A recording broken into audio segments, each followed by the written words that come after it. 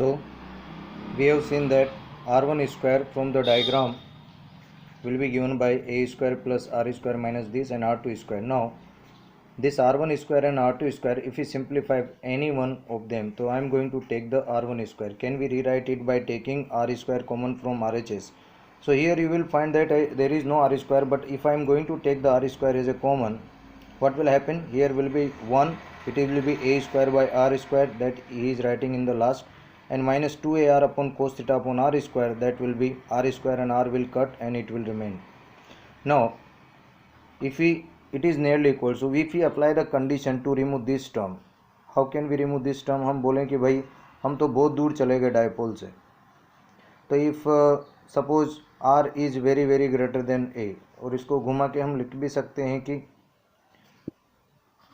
a तो बहुत छोटा हो गया। अभी मान लो आप अपने घर से पहले बाहर खड़े हो, फिर गली में खड़े हो, अब आप मान लो चौराहे पे आ गए, अब आप सूरत स्टेशन चले गए, अब ट्रेन में बैठ के गांव चले गए, तो आप तो बहुत दूर चले गए ना यार। तो अब आप ये जो पहले खड़े थे वो डिस्टेंस कितनी सी मायना रखती है, तो अब तो आप बाहर चले गए, तो आउट ऑफ स्टेशन। इसका मतलब जो पहले वाली डिस्टेंस थी, ऐसे हम बोल सकते हैं कि जो डिस्टेंस है सेंटर ऑफ डाइपोल का किसी भी चार्ज से a, वो इस r डिस्टेंस के सामने बहुत छोटा हो गया है। तो इसका मतलब क्या हो गया, अगर हम दोनों तरफ स्क्वायर करके इसको डिवाइड मारेंगे तो ये क्वांटिटी एक से बहुत छोटी हो जाएगी। एक से बहुत छोटी क्वांटिटीज़ क्या होती है, डेसिमल में होती है 0 point something something like this. अब 0 पॉइंट समथिंग समथिंग को हम इग्नोर कर देते हैं जब हम बड़ी बड़ी कैलकुलेशंस कर रहे होते हैं। तो I mean to say simply that a on the by applying this condition that a is very very less than r, we can remove this term from the derivation. If we remove this term, the only these two terms will left behind. तो r1 square is continue here. आपको समझ में आना चाहिए। Is nearly equal to क्यों लगाया, पहले equal था, अभी नियरली इक्वल टू, क्योंकि हमने इसको थोड़ा अपने हिसाब से सेट कर लिया है। जो एक्चुअल था उसको हटा दिया है कुछ इसमें से, तो उसको बोलना पड़ेगा भाई हम कुछ तो लफड़ा कर रहे हैं इधर, लेकिन वो ठीक है, हमने बता के किया। 1 minus 2a cos theta upon r. जब हमने r1 स्क्वायर को अगर हम ऐसे लिख सकते हैं सिंप्लीफाई फॉर्म में, तो r2 स्क्वायर को भी लिख सकते हैं। तो सिमिलरली हम वही टेक्निक लगा सकते हैं। r स्क्वायर 1 यहाँ पे पहले से ही प्लस था, इसलिए प्लस ही रहेगा 2ar कोस। अब ये जो वैल्यूज़ आई है आपका, जो r1 स्क्वायर है और जो r2 स्क्वायर है, हमें r1 r स्क्वायर चाहिए ही नहीं। हमें क्या चाहिए, हमें चाहिए 1/r1 1/r2। अब ये बोल रहा है कि 1/r1 क्या हो जाएगा, तो 1/r1 की वैल्यू अगर आप यहाँ से निकालेंगे तो पहले आप दोनों तरफ स्क्वायर रूट ले लो। दोनों तरफ स्क्वायर रूट लोगे तो इसका स्क्वायर हट जाएगा, इसका भी स्क्वायर, और यहाँ पे स्क्वायर रूट आ जाएगा, 1/2 की पावर आ जाएगी। तो अगली स्टेप में हम देखते हैं 1/r1, if this is my r1 square, that is r square 1 minus 2a cos theta upon r। तो what will be my 1/r1, removing the square from both the sides, it will be 1/r1, इस पर भी square था, हट गया, और यहाँ पे जो ब्रैकेट में चीज़ थी उसके ऊपर माइनस 1/2 पावर आ गया। ठीक है, अब आप बोलेंगे माइनस क्यों आया, कि पहले आप देखिए r1 स्क्वायर बराबर r स्क्वायर था, हमको 1/r1 चाहिए। मैंने आपसे पहले ही बोला ये जो मेहनत कर रहा है ये इसके लिए मेहनत कर रहा है, 1/r1 1/r2 इसको चाहिए। तो इसने सारे डेरिवेशन को रिवर्स कर दिया है, ये रेसिप्रोकल कर दिया। जब रेसिप्रोकल करेंगे तो पावर यहाँ पे तो 1/2 ही रहने वाला है अगर हम दोनों तरफ स्क्वायर रूट लेंगे। लेकिन जब इसको उल्टा करेंगे, जब हम r1 स्क्वायर को 1/r1 स्क्वायर लिखेंगे या r1 को 1/r1 लिखेंगे, तो ये पावर नेगेटिव से पॉजिटिव चला जाएगा। इसके पीछे सिंपल कॉन्सेप्ट है। इस x की पावर m को अगर हम लिखने जाएंगे तो x की पावर माइनस m हो जाएगा। बस ये सिंपल कॉन्सेप्ट है। अब ये बहुत कॉम्प्लिकेटेड डेरिवेशन आ गया, बाइनोमियल आ गया है, तो यहाँ पे बाइनोमियल थ्योरम का यूज़ करेंगे, तो इसको ही कंटिन्यूएशन में लेंगे 1/r। तो ये जो बाइनोमियल थ्योरम है यहाँ पे यूज़ किया जा रहा है। बाइनोमियल थ्योरम आपको पता है क्या होता है, 1 प्लस एक्स की पावर n, दो टर्म्स के लिए 1 प्लस एन एक्स, बस हम दो ही टर्म लिख कर छोड़ देते हैं, क्योंकि rest of the terms is having no meaning. Okay, so what will be the next, if we apply the binomial theorem over here, this power minus 1/2, this power minus 1/2 is going to be multiplied with this second term of the bracket. So if minus 1/2 will multiply here, minus minus will become plus, and these two will cancel the upper one too. Finally the things which will left behind will be 1/r 1 plus a upon r cos theta. So what you observe that here was minus, now we are getting plus. It is sign has changed by after the binomial theorem. सो यहाँ पे हमने क्या लगाया, यहाँ पे हमने binomial theorem लगाया बच्चों।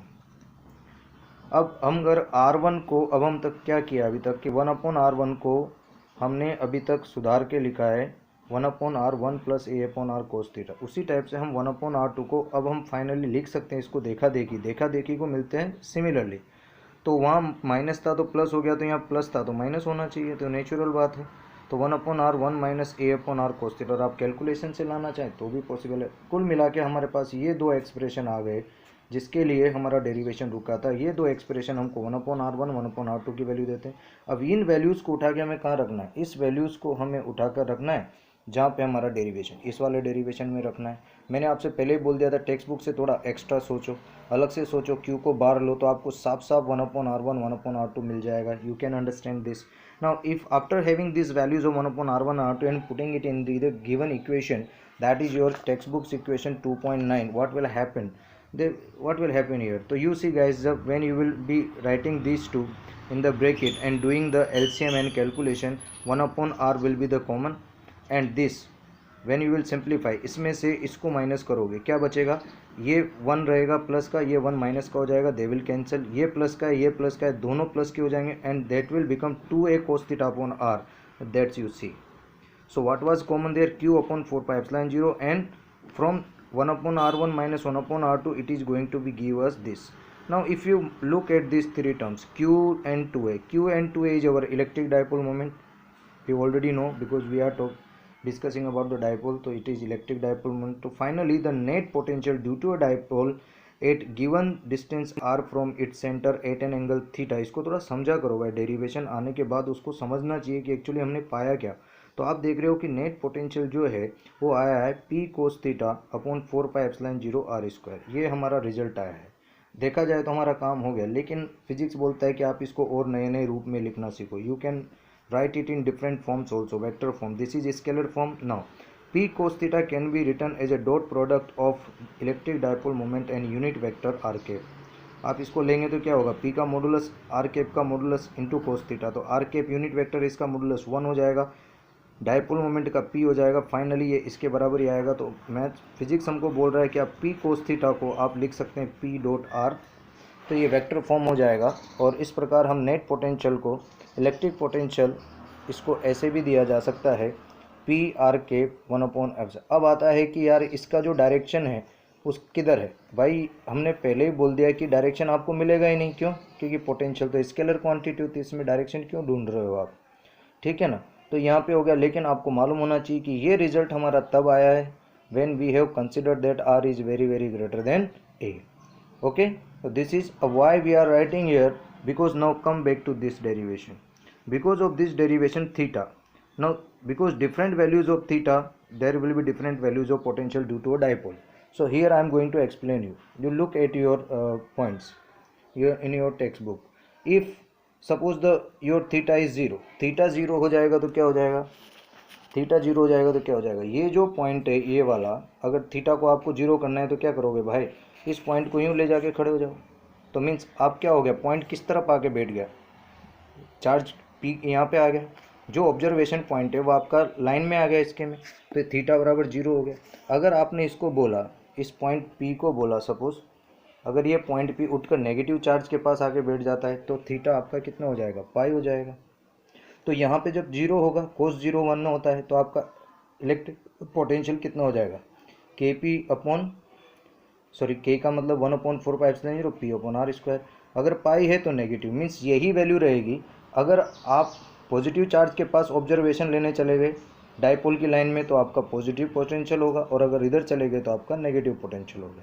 और क्या होगा, अगर आप सीधे खड़े हो गए, ये बहुत इंपॉर्टेंट है, न्यूमेरिकल JEE नीट और आपका बोर्ड में इससे बहुत क्वेश्चन आते हैं। अगर आपकी ऑब्जर्वेशन पॉइंट डायपोल के सीधा हो गया, मीन्स आप परपेंडिकुलर बाइसेक्टर पे खड़े हैं किसी भी पॉइंट पे, तो यहाँ से हम इक्वी पोटेंशियल का कॉन्सेप्ट भी समझेंगे, थीटा 90 हो जाएगा, और उस केस में कोस 90 0 होता है, तो आपको यहाँ से कोई पोटेंशियल मिलेगी नहीं, और फाइनली आप बोलेंगे कि the potential will be 0 if your observation is at 90 degree. Thank you very much. This is all about potential due to a dipole. It's very important from point of examination, board examination.